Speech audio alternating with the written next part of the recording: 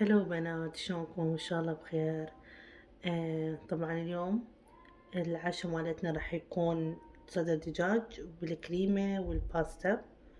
وهنا عندي هاي نوعية الباستا كلش طيبة. وعندي 2 كريمة خفق. هاي عندي هو مال الأكل. يكون يعني احنا هنا عندنا بسود، نوعين للأكل ونوعين للحلويات نصير. وهنا عندي غسلت السبيناخ فريش. هنا عندي قوطية أفطر مقطع معلبات يعني. وهنا عندي 4 صدور دجاج مقطعة. وهنا عندي بهارات 7 بهار، ثوم مطحون، ملح، بابريكا حمراء، بهارات الدجاج، وبهارات مال الباستا همين اكو موجود يعني بالعربي واكو بالمحلات السويدية. هنا يعني مقطعة صدور الدجاج، فهسه بس راح اقطع السبيناخ حتى اقدر اسوي الاكلة.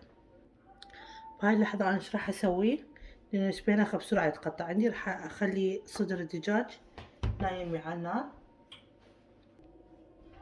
راح اخلي شوية الطباخ يحمى عندي الطاوة قصدي مال الاكل، سوري. شلونكم؟ شخباركم؟ تسوون ايش ما تسوون؟ ايش حضرتوا لرمضان؟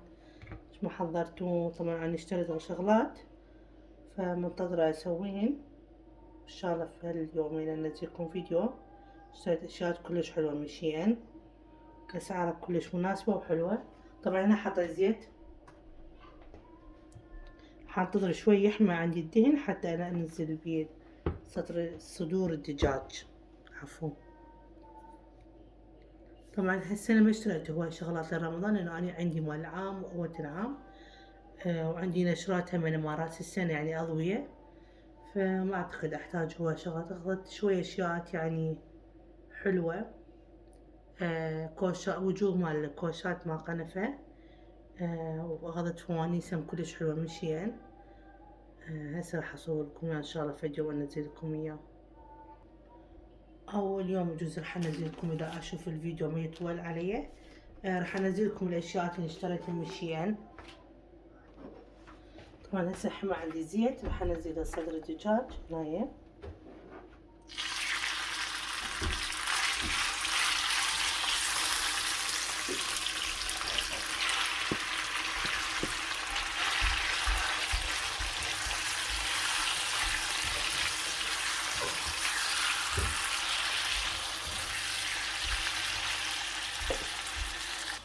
هاي الاثناء انا خليت الصدر الدجاج بالطاوة يتحمص عندي.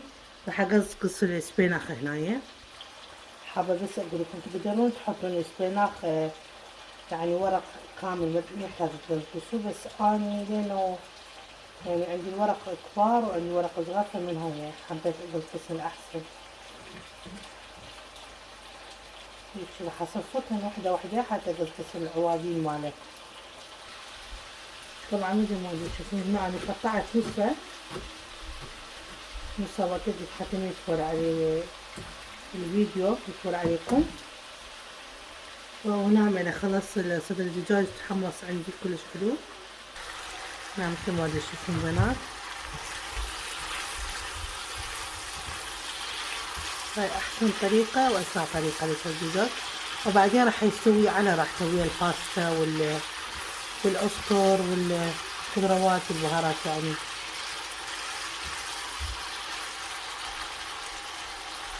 هسه راح اصور الباستا عندي هنايا خليته.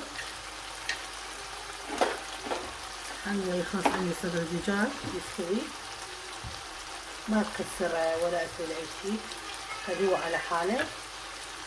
ونوع هذا الباستا بتكون هيك نوعيته، ما بتكون متكسرة. هنايا عندي خلاص صدر دجاج، هنزل عليه الافطر.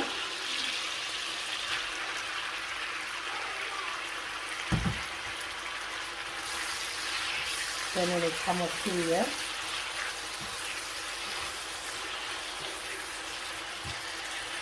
هسه راح انزل عليه السبيناخ. عندي فرق السبيناخ. البهارات اللي قلت لكم عليها.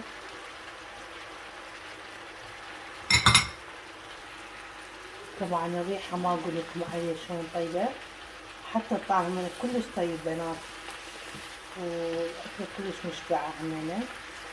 اللي يحب يسوي ويا مثلا ويا الرز أو ويا الباستا كيفكم، هذا على الشي راجع لكم. تقدرون تستعملون الباستا المارجين إذا حابين اللي تسوي دايت. حتى من اكو نوعيات كريمة همينة ما تطبخ، همينة اكو نوعيات ما بيها هواي دهن، نسبة دهن، هم تقدرون تستعملون هذيجا.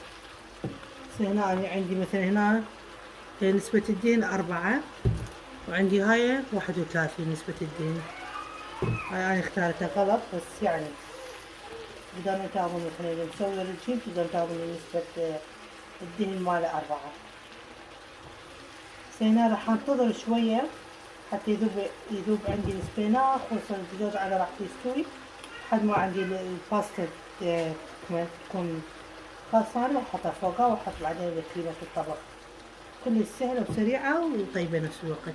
طبعا بنات هاني هذه الاشياء اللي اشتريتها من شي هذا وجه للمخادل اللي احطهم بالصالة على القنفات، كلش حلو، الخامة حلوة والنقشة كلش حلوة، الرسمة يعني كلش حلوة. يعني غلتها ب43 كرون السعر، وغلت هيجي همينة كلش حلو. هسه موديله هذا راح استعمله حتى لو ورا رمضان هم اقدر استخدمه، كلش حلو. هذا الواحد يمكن ب60 أو 70 كرون. طبعا هذا احلى شي اني وصيته من شي واول مرة يجيني شي كلش حلو وفخم، ويعني كلش حلو يعني كلش قوي. هذا فوانيس مال رمضان، اخذت 4 على عدد الاطفال. طبعا هذا حديد بنات، اوكي كلش حلو، تقدرون تخلون بيه شمعة لانه دائر مداره، هذا كله جام وضد الحرارة. انا جربت طبعا حطيت وياه شمعة كلش حلو. سعره ب80 كرون الواحد فانوس.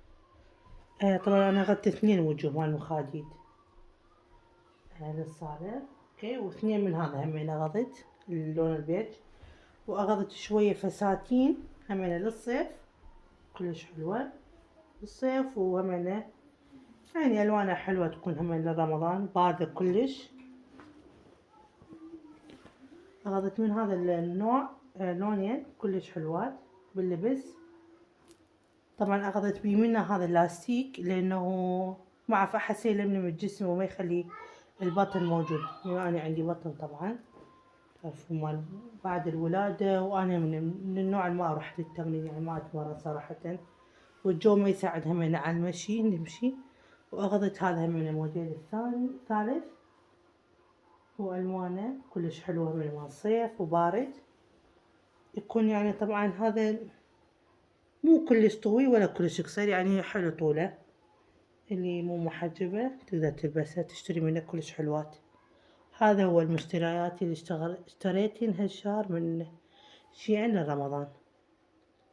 الجهال ما اخذت لهم شي لانه اصلا انا عندي يعني كل شي اشتريت لهم، اخذت لهم من تركيا، وهمين قبل ما اسافر ما اخذت شغلات لهم يعني مو كليتهم مستعمليهن، يعني عندي اشياء كلها بعدين بالعلامة وجديدات ما ملبوس. طبعا هنا عندي بنات استوى السباجيتي، وصفيته من المي وضفته على الدجاج. هسه ايش راح اسوي؟ راح اجي اضيف فوق كريمة الطبخ وتكون خلصانة، بس انتظر شوية تاخذ طعم البهارات يعني السباجيتي تاخذ طعم البهارات وطعم الكريمة.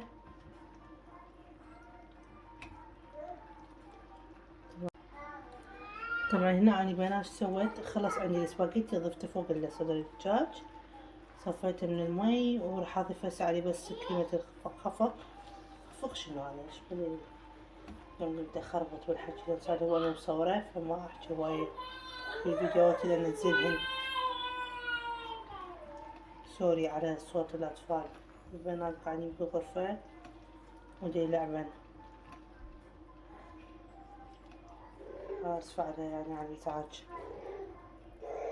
احاول اقلب يعني اخلط الدجاج ويا السباجيتي، حتى السباجيتي ياخذ طعم البهارات وياخذ طعم الدجاج وياه.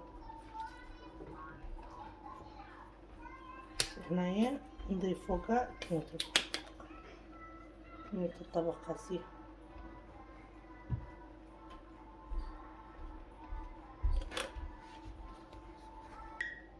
هنا ضفت هسه الكريمة، راح انتظر شوية ياخذ الطعم صدر الدجاج والسباجيتي همينة وياه. انتظر شوية مو وايد، فد 5 دقايق 10 دقايق وبعدين اصبه نبدي ناكله. وألف عافية، أتمنى يعجبكم وأتمنى تجربون. هذا كلش طعمه طيب بنات، كلش سريع وسهل، ومرات واحد مثلا ما يعرف شنو يسوي عشاء أو غدا وهسه باكر أكبر من حج رمضان، فيكون وجبة سحور أو فطور. اللي مثلا ما يحب مثلا ياكل فطور قوي يقدر يسوي هذا الشي للسحور.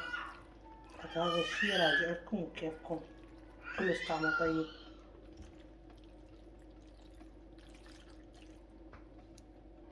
طبعا هنا راح ابدي اصب منه بنات، خلاص عندي صار 10 دقايق خالته. حصب منه شوي للبنات من اوكلهم،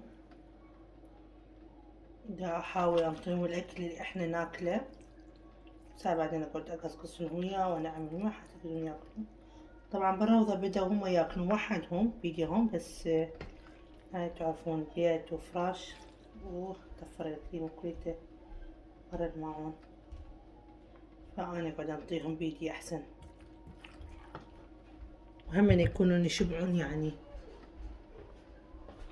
حطيت بيهم هم للولد.